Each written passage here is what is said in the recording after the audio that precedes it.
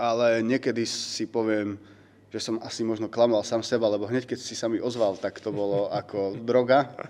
Neviem, či to je úplne najlepšie prirovnanie k droge. Hej, alebo poviem, že stará láska nehrdzavie, jednoducho vtedy sa mi srdce zapálilo a moja priateľka mi povedala, že bolo vidieť na mňa, že som žiaril a začal som dostávať jeden nápad za druhým a jednoducho, ja si myslím, že to bol osud. Nechcem znieť úplne poeticky, ale vezmi si, koľko týchto rôznych vzťahov a spoluprác skončí na tom, že sa tí ľudia ani nebavia spolu. Nemusia sa pohádať, jednoducho ich cesty sa nejak rozídu. My sme tu po 2012, to sa poznáme ešte dlhšie, dajme tomu 14-15 rokov a sedíme tu v Bratislave, teraz v priestore, kde sa má uskutočniť historicky prvá show na Slovensku.